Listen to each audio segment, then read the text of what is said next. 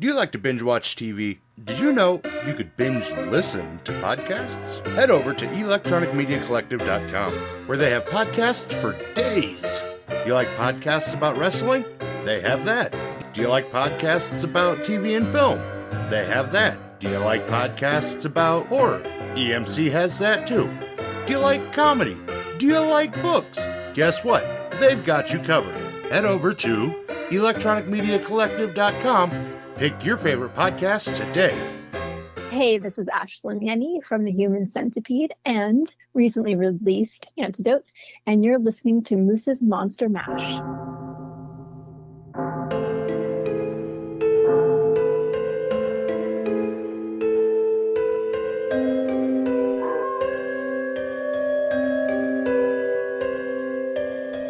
You're listening to Moose's Monster Mash.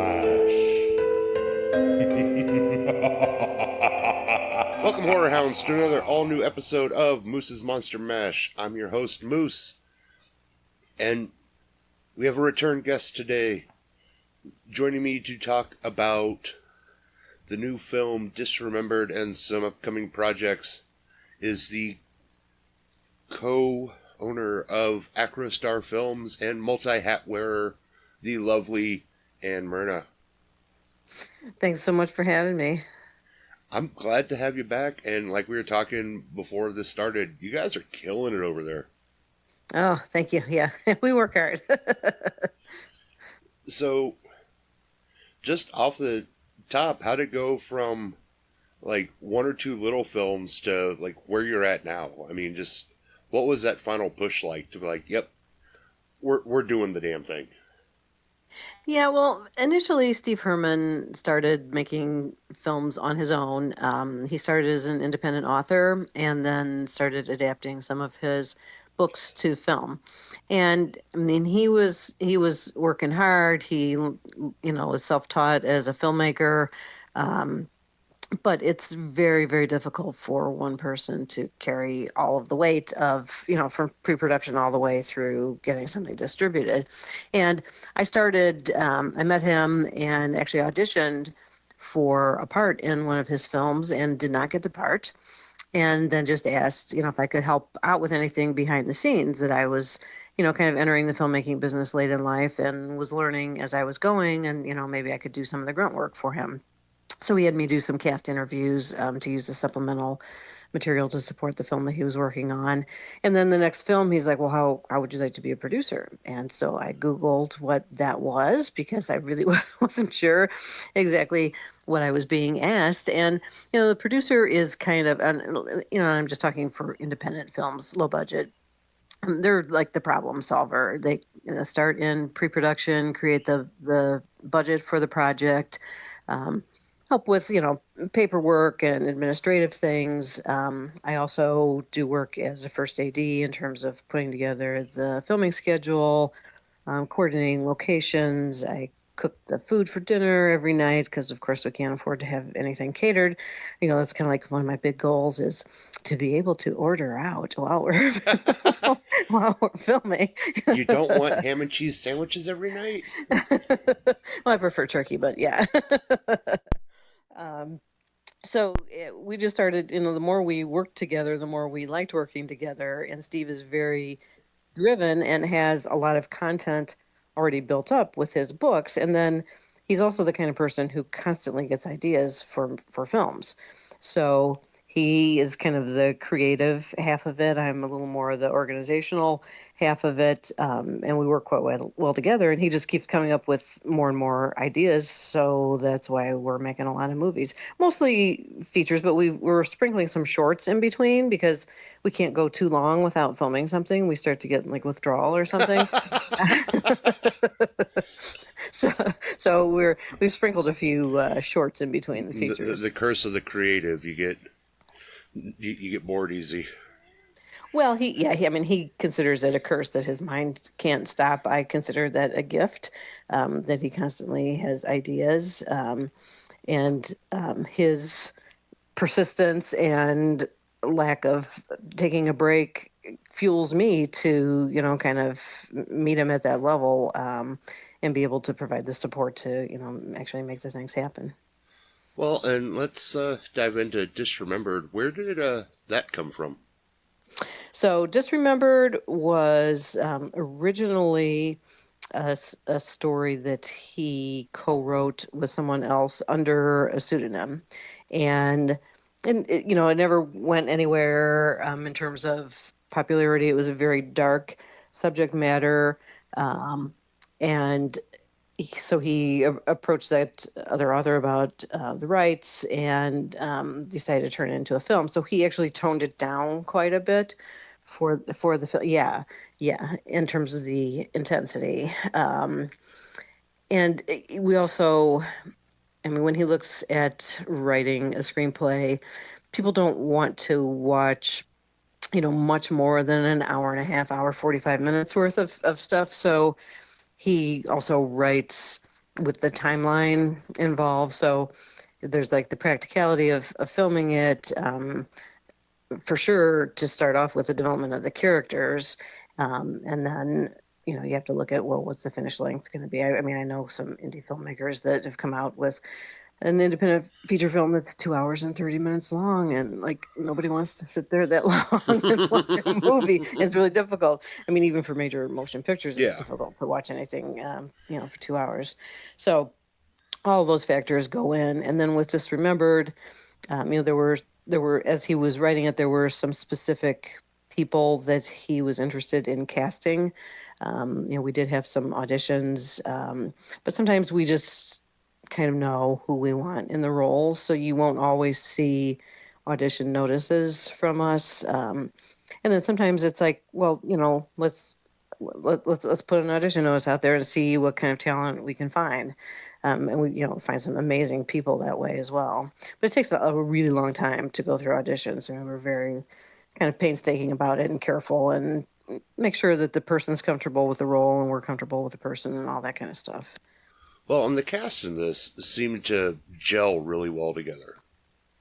Yes. The leads, particularly Angel Bradford and Morgan Thompson, Milan now,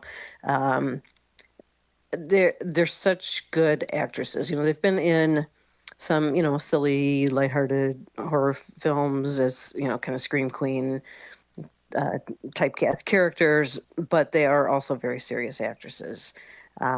They really know their craft. They worked hard before filming, and it showed when we got on set, because we didn't, like sometimes it takes a while to get a scene right. We did not experience that very much with that film. I mean, we would obviously have to shoot a scene multiple times for different camera angles and coverage, but they were in their roles, and they knew their scenes very, very well ahead of time. Well, like going into this movie, I wasn't entirely sure what to expect. Because like the synopsis I read was like just kind of off the cuff here. It was basically kidnap someone to try to make them remember who they're supposed to be. Yeah. I'm like, all right, cool. That sounds fun. Yeah, it's not like a typical horror movie. No, it's very much it's a psychological. It's a psychological roller coaster. Yes, it is, and and a big part of the film also, kind of behind the scenes, touches on mental illness, and that life events can trigger mental illness, and then mental illness can have you do unimaginable things. Well, and that was definitely one of the things I wanted to touch on with this, is because one of what I really liked about this, without giving too much away, because people need to see this, is that it deals with mental illness, it deals with coping mechanisms. It's super, oddly enough, it's super realistic. And yeah, it's kind of hard to watch. in places, and And particularly if you've yeah, had trauma, particularly if you've had trauma in your past. I mean, I had one of our supporters tell me that they had like PTSD episodes for 2 days after watching it because they have had trauma in their life that the movie just like brought to the forefront. And like that's not like we're not trying to traumatize anyone, but we're also trying to just convey that like some horrible stuff can happen. yeah, it's a very gripping story. And in the end, though, there is forgiveness. Yeah, Um, that's the I guess the major turn that you wouldn't really expect. And And that's, I mean, that's a little bit of a spoiler, but I think it's an important message. it is. And it was one of those where it's just like, whoa, that's would not see that coming in a horror film. You know, you fully expect, oh, I've been kidnapped, I've been tortured. Screw it. I'm totally justified in killing the person. Nope. They trauma bonded. Yeah. And I think that's also kind of Steve's writing style is that it's not just mindless violence, going on. I mean, there are real characters. They're developed to the point that you care about them, whether Mm-hmm. they're the good guy or the bad guy. And there's kind of not a moral to the story, but there's a message within, as long as you're willing to receive that. Yes, I felt like I knew. I felt like I knew the characters from the start to the finish. Like they are relatable to the point that as you're watching it, everybody knows somebody likes somebody like those characters. So it's like, oh, this could be some, this could be somebody I know going through this. And it's crazy to watch it that way. And I was glued to my seat. Well, that's awesome to hear. I mean, it also, like there are flashback scenes, so there are younger versions of the two main characters, which is a challenge. I mean, casting wise, and then also just filming wise. Like how do you make sure you're conveying that without a little bit of text coming up on the screen saying, then they Flashback. remembered, Yeah. yeah, 2 years ago, 10 years ago, or whatever. So, and I think in putting it together, and Steve does all the editing as well. He was able to convey that, quite nicely. Well, and it's the flashbacks that really help push the story along. And the way Steve edited it together really told the story. I mean, you have your two main actresses locked in this basement, and you have their story going on throughout this whole movie. So kudos on set picking. You had one place to shoot. Yes. As the story progresses, you get another flashback, and you get another layer to the one character's backstory, and you're like, oh, so this happened. And then it progresses a little more, and then, oh, this happened. And then this happened. And you're like, oh, she's That fucked happened. up. Yeah.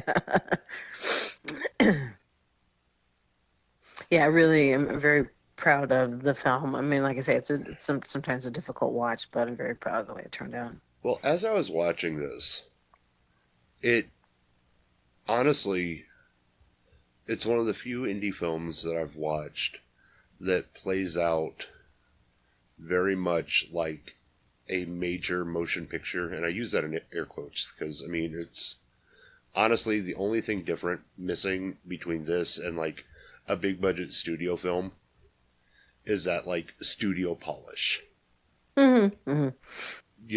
So it like I said, it had me the entire time. I didn't look away. I didn't look at my phone. Mm-hmm. Nothing. It was all story. There's one kill in the whole thing. Yeah. That's a pretty good. It's a pretty good one. Saved it for, oh my God, chef's kiss. You Yeah. know, but like I said, the story was good. Just the way everything laid out. The only thing missing, the only difference between this and going to watch, like, I'll use Fight Club because it had notes of Fight Club, Mm-hmm. is that studio polish. Mm-hmm. And for that to come out of, just like an indie studio that's especially one as young as you guys are, hats off to you. Oh, thank you so much. Really appreciate that.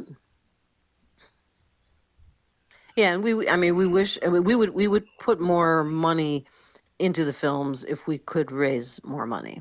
Right now we're relying on crowdfunding. We always end up putting some of our own money into each production because what we raise doesn't actually cover all of our expenses. But we're getting some followers who continue to contribute to each project that we do, which is totally awesome.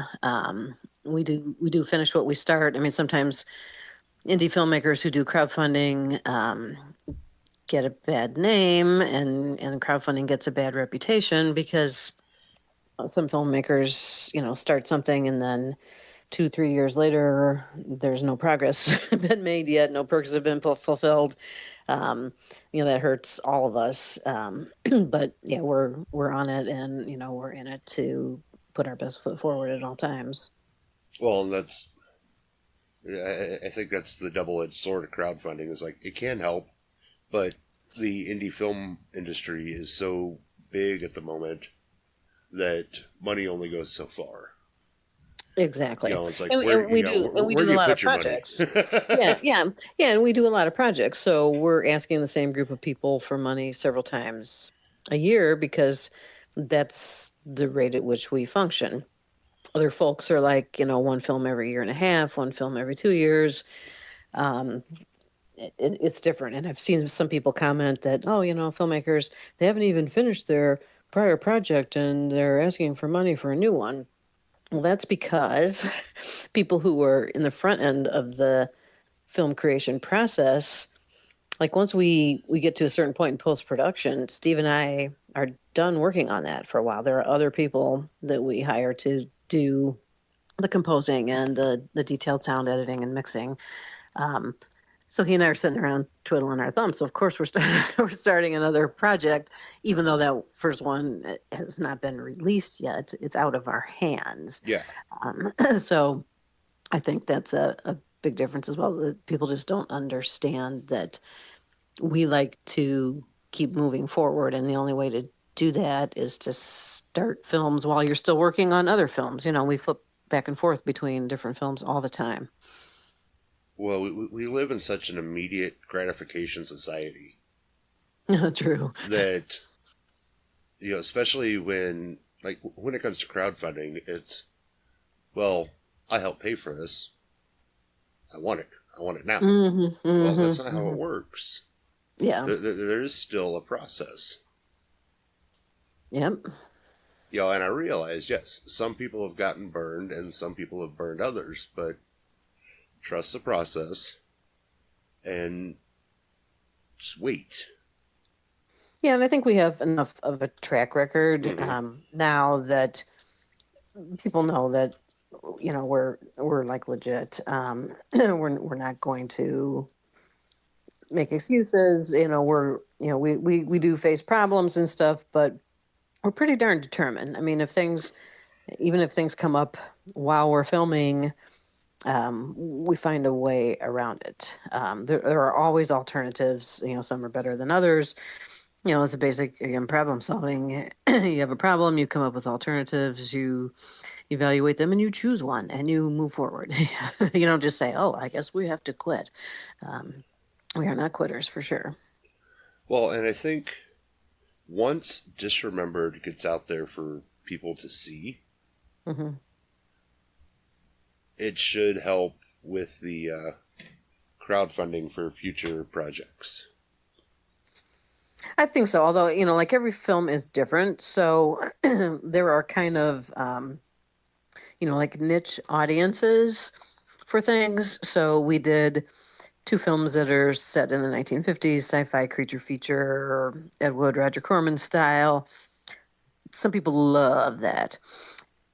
And then you do a zombie film, they're like, oh, I don't like zombies. I just like the creature feature stuff. So, it's perfectly understandable that every person doesn't support every film we make because they may not like that style. And Disremembered is definitely a different style. So we're also big on not grinding out the same old stuff over and over again. A lot. I mean, we'll do sequels if we have something that's popular, but a lot of our films are very different from the other films that we've created. Well, a sequel for Attack of the Corn Zombies is what's next on our plate. It's called Return of the Corn Zombies, and so we're kind of picking up about a year and a half after the initial corn zombies started to appear. The world is kind of overrun with zombies. So it's much more apocalyptic.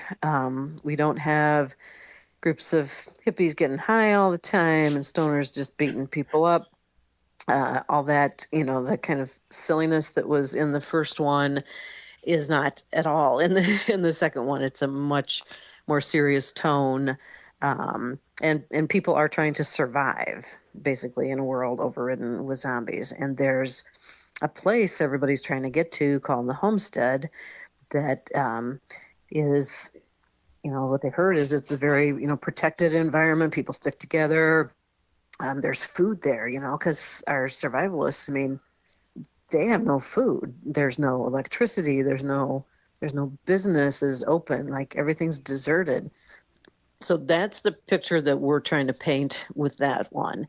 And it is a sequel, but it's not just a regurgitation of the same old stuff that was in the first one. So much, much darker in tone. And we've got some new talent for the second one. It'll be a blast to make. It's always a blast to make zombie movies because you've got the cool special effects and stuff going on. There'll be some gore, of course. I can't talk about a whole lot of that on Facebook anymore because my posts get removed immediately if I use any of those trigger words. But we've got a lot planned on the special effects and the props department because there's no electricity either for these people. So we have to get that look happening with, like non-electrical powered lighting sources in the different sets that we have. We have access to some phenomenal locations. We have an entire fairgrounds that we can use. We've got a house. We've got like this giant barn is kind of where most of the people stay, like the people who run the homestead, they get to stay in the actual house, but everybody else kind of like stays in the barn type of thing. It's a really cool take on what could happen when people are in survivalist mode. And I think people will enjoy it. They'll enjoy seeing the zombies. And I've got quite a few background people have signed up already in our crowdfunding campaign for Return of the Corn Zombies. There's a link in there to join the cast. People can join us. We're not able to pay people to be zombies and townspeople, but we guarantee a good time on set. We'll provide all the special effects, makeup, and stuff like that. So I've got about 40 people signed up so far. I would love to have 100. Love to have 100. I said, typically, if you put out a call for, hey, you want to be a zombie, you can usually get a good amount of people like, sure, dress me up, go ahead. Yeah, I mean, part of the challenge is I'm in the process of creating the breakdown, which is the shooting schedule. So today, I don't know how many zombies I need on each day. So it's just kind of a general, do you have any availability between September 5th and September 11th? Because that's our shooting window. And then I'll come back to everybody and say, Like I could have you be a featured zombie, but that shooting takes place on a Thursday, probably in the afternoon. Are you free then? Because, some people are at work during the day, so they only have, pockets of availability. So we'll get to that point. We also film in central Illinois in kind of a remote area. It's not a big city. It's a very, very tiny city. Like there's a Walmart and there's a Casey's gas station. Like those are the the big stores there, which is cool because we're actually going to film in the cornfield this time. We've never filmed in the corn, and the corn should be like 8 or 9 feet tall by the time we're filming, which will really be awesome visually. At least with what we've got planned.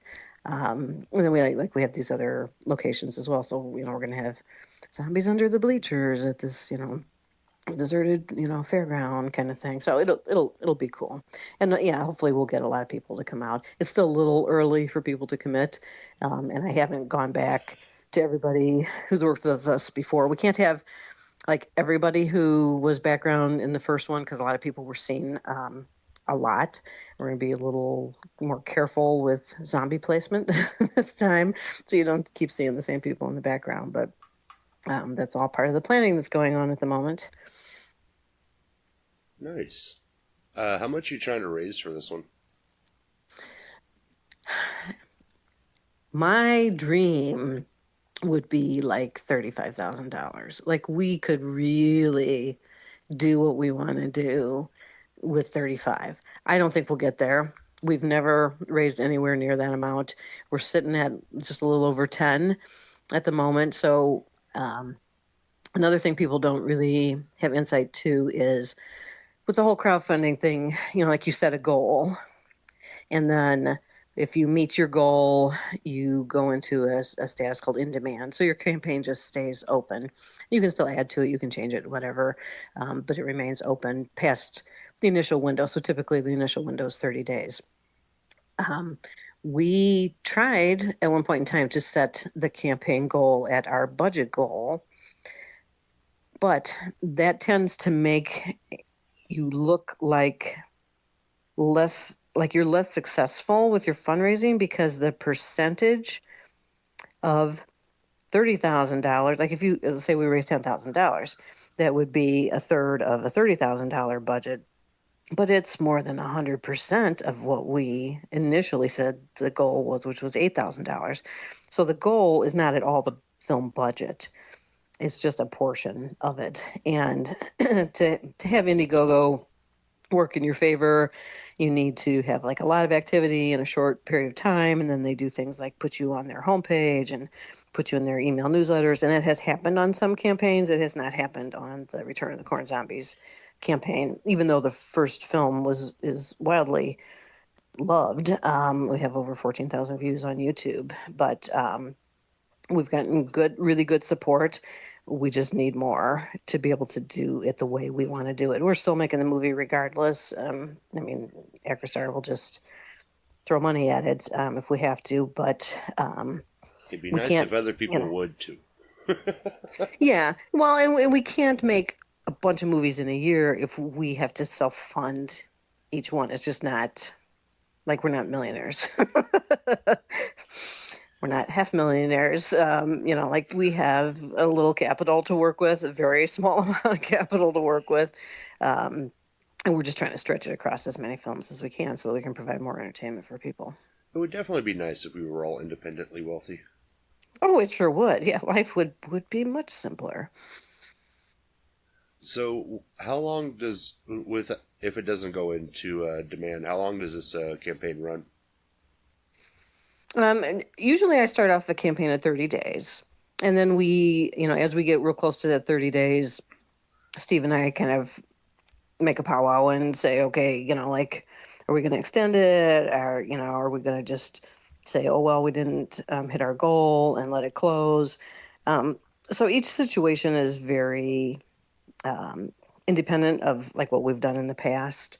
And a lot depends on when we're shooting. So in order to book the actors and actresses, we need to pick filming dates And then we need to make sure we have the locations we need for filming. So all of that planning on the timing of when we'll film takes place months ago. We probably figured this stuff out in at least in January of this year, if not the end of last year. And then from that, we decide when to start the campaign, and then again, like kind of depending on where we're at with filming. So that for Return of the Corn Zombies, the campaign is already in demand. We have met our initial goal was $8,000, and we have raised 10 so far. So that'll just stay open. I'll continue to ask people every day for money because I have to, and like we're good enough to say, yeah, for sure, we're filming. We're gonna make this thing happen. And then we also usually do a separate campaign for finishing funds, because you can generate another type of excitement once filming has taken place, and you can show a clip or two from the actual movie. You can show some behind the scenes photos of us, really working hard, getting the movie made. So that generates another burst of interest, which can result in more contributions. People like to see that end in sight and like, oh yeah. Right. And even like, and we try to have perks that feel like a win for the people who are contributing. I mean, it is a contribution at the end of the day. It's not an equity stake in the film, we're not making very much money at all on the back end of stuff. When we have a film on Amazon Prime, we make pennies on the dollar when somebody rents it or buys it. So we're not at the point where I've had people ask me, could I have an equity stake in the film? And I'm like, morally, I cannot sell you a percentage of zero. It's just not the like, right thing to do. I can, but I'm going to feel like crap at the end of the day for doing it. Right. So we're just not, we're not at that stage. People can have their company name at the beginning of the film along with ours as, the companies that are presenting the film. That's one of the perks. Another perk is just like various credits on IMDb. When people kind of pick at that sometimes, well, what does an associate producer do? Well, they don't do anything, okay? They get a credit on IMDb, which is important to them. We get a contribution. Win-win. You get a title, I get money. That's how this works. Yeah. And if a title isn't what interests you, then move on. Or if you want to just make a contribution, you can just make a contribution. There's nothing wrong with that. And then we also have things like we'll pre-sell physical media, and it's marked up kind of high. But again, we're trying to raise money to make the film. After the fact, once it's actually out, we bring it down to more retail prices, because at that point we don't need to make money hand over fist. Again, we just kind of need to cover our costs with the replication and stuff for physical media. So we hope that crowdfunding is a win-win, and I think people who participate as contributors with crowdfunding feel like it's a win-win. I donate to other filmmakers' films. I think a lot of filmmakers do that because we're all in this together. There's room in the world for a wide variety of entertainment, and I give people a lot of credit. Making a movie is not easy. If you're able to make a movie, I'm happy that you're doing your thing and you're successful. No, absolutely. If you're willing to take it from concept to finished project, more power to you. Good or bad, you did it. Right, exactly. Yeah. And if that person is happy, I'm happy that they're happy. I'm not gonna tear anybody down and say, oh, kindergartner could have made this. People who comment on YouTube or IMDb with those types of comments, they need to find something better to do to lift themselves up. I feel sorry for them. Yeah. No, I 100% agree. It's. I can understand not liking a film because it's subjective, it's art, but no need to tear each other down. Let's just not do that. Yeah, no, to take the time out of your day to go out and tear somebody down, that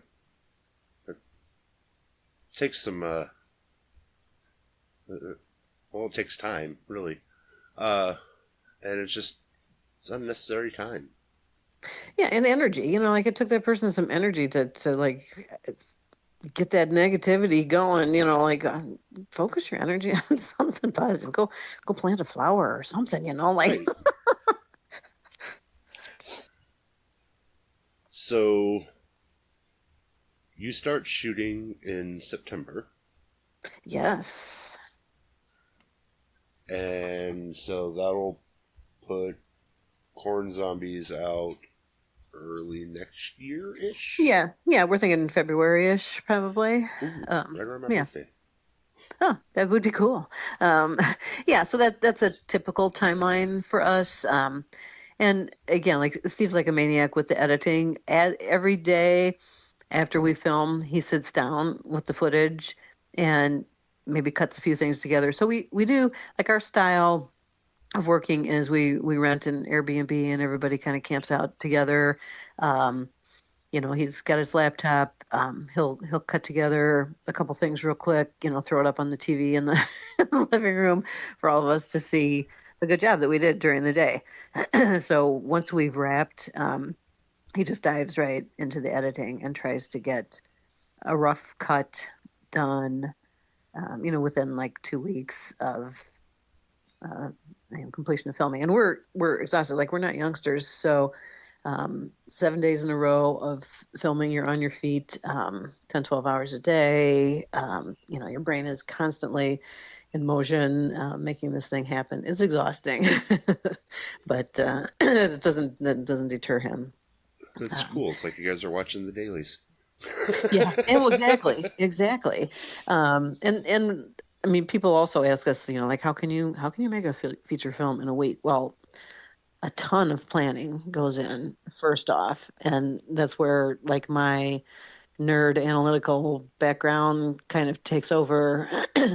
Not that I'm not flexible, because we do have to adjust as we go through, but we have a pretty solid plan that's fairly well thought through. Things happen. We plan to shoot outside. It's raining in the morning, so we have to hold for weather. Some actor leaves their costume back at the Airbnb and we're shooting at a different location. So somebody's got to get in the car and go fetch the costume. Little things like that. But we can, and again, part of it is everybody putting in the time ahead of time. The filming schedule is such that I try to make ideal use of the actor's time balanced with the location moves, because it takes time to move.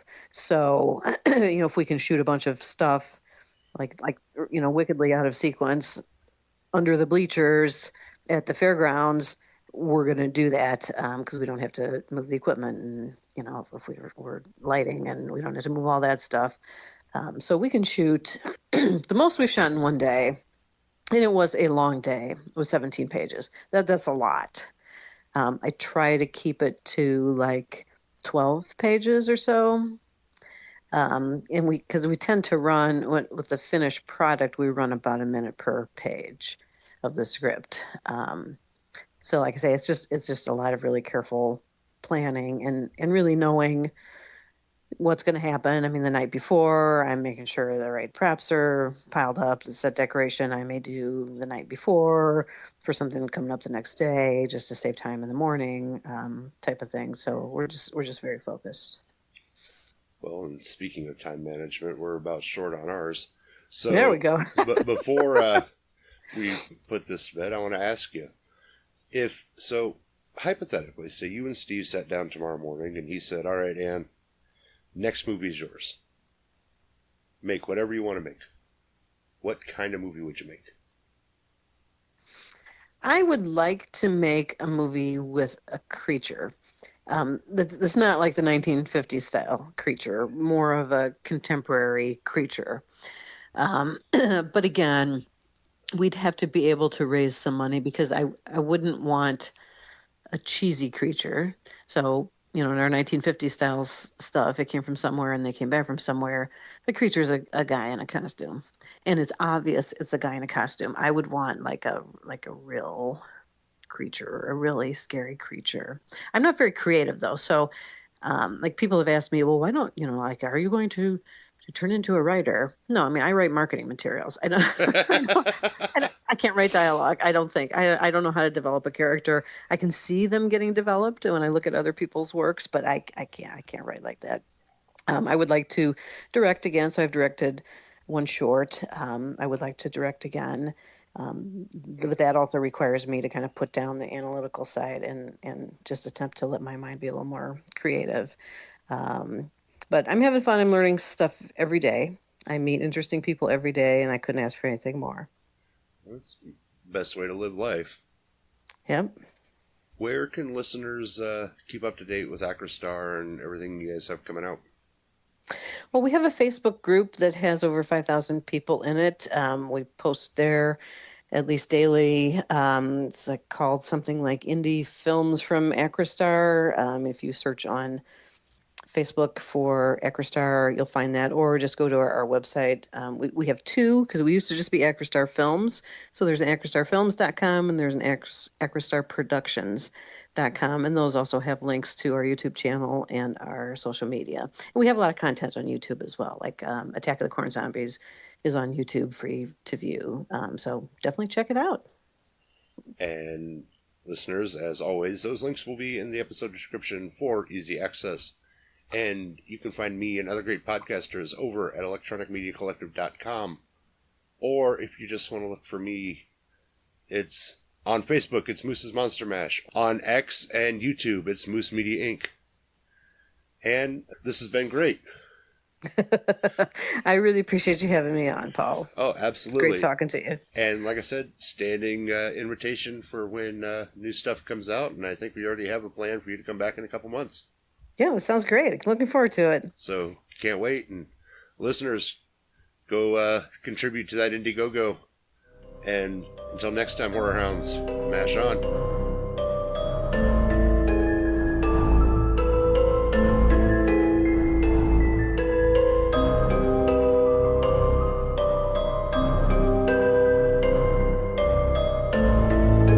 This has been Moose's Monster Mash.